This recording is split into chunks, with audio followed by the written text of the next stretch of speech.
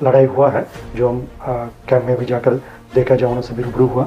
जिस तरीके से जवान ने सभी घटनाक्रम को जो विवरण दिया है, 14 हमारा जवान घायल भी हुआ, लेकिन जो घायल हो सब अभी ट्रीटमेंट चल रहा है, उनका सब स्थिति अभी सामान्य बताई जा रहा है। हम अपने क्षेत्र का कोई भी इलाका को माओवादी के कब्जे में रहने नहीं देगा, क्योंकि हमने निर्णय लिया, शासन का जो ये मजबूत इरादा है, इस इलाका को भी हम नक्सल जो आतंक से मुक्त कराना।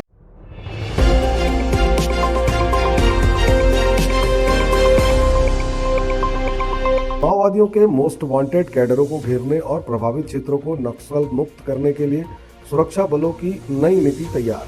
सुकमा और बीजापुर जिले के सीमा में बसा माओवादियों के कब्जे वाला गांव टेकलगुड़ा में अब रात दिन फोर्स मूवमेंट करेगी। वहां मौजूद माओवादियों के बड़े लीडरों को टारगेट करने सुरक्षा बलों ने नई रणनीति तैयार कर ली है। 30 जनवरी को ग्राम टेकलगुड़ा में नवीन सुरक्षा कैंप के विरोध में माओवादियों ने सुरक्षा बलों पर हमला बोला था, जिसमें 3 जवानों की शहादत हुई थी। साथ ही इस मुठभेड़ में कई माओवादियों की भी मारे जाने की जानकारी सुरक्षा बलों ने दी थी।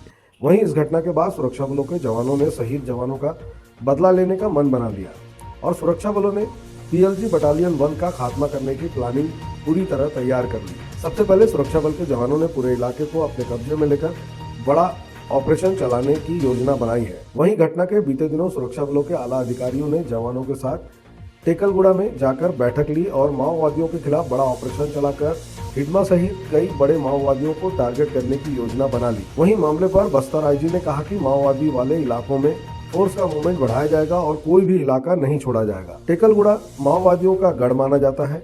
जल्द ही इन इलाकों में बड़े और तेज ऑपरेशन चलाकर नक्सलियों का खात्मा किया जाएगा। बटालियन 1 का कमांडर हिडमा सहित कई नक्सलियों की कुंडली सुरक्षा बलों ने तैयार कर ली है।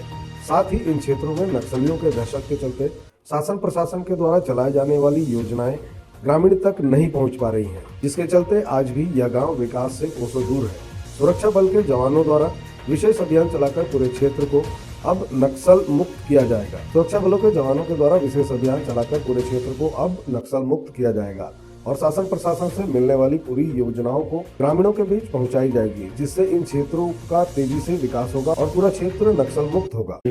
और जिस तरीके से जो लड़ाई हुआ है, जो हम कैंप में भी जाकर देखा, जवानों से भी रूबरू हुआ, डीजीपी साहब से लेकर अन्य वरिष्ठ अधिकारी भी उपस्थित रहा।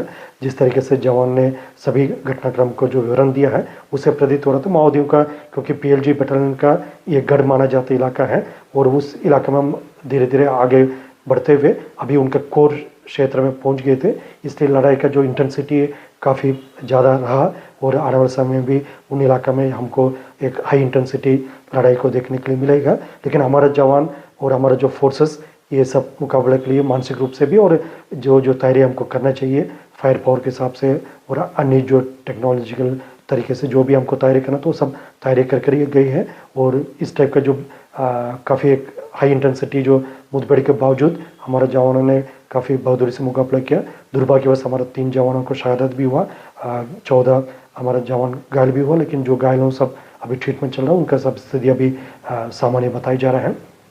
और आगे जैसे इधर पीएलजी बटालियन नंबर 1 की जो कैडर्स है, जो सीनियर कैडर्स जो माओवादी का खासतौर पर हिडमा हो गई, देवा हो गई, अन्य जितना भी जो माओवादी कैडर उस इलाका में, उनके विरुद्ध में एक प्रभावी रूप से हम अभियान संचालित करें, ताकि इलाकों को माओवादी के कब्जे से हम मुक्त करें। क्षेत्र की जनता को जैसे मूलभूत सुविधाओं से लाभान्वित करना और शासन की अन्य योजना से भी उनको फ़ायदा पहुँचाना, ये हमारा मेन मकसद है। हम अपने क्षेत्र का कोई भी इलाका को माओवादी के कब्जे में रहने नहीं देगा, क्योंकि इतना वर्षों से माओवादी ने इन क्षेत्र को अपने कब्जा में लेते हुए क्षेत्र की जनता को प्रताड़ित किया, अनेक निर्दोष ग्रामीणों को मार दिया, उनको किसी प्रकार का प्रताड़ना को सामने करना पड़ा। इस टाइप का परिस्थिति देखकर हमने निर्णय लिया, शासन का जो ये मजबूत इरादा है, इस इलाका को भी हम नक्सल जो आतंक से मुक्त कराना और उसी दिशा में आगे बढ़ रहे हैं।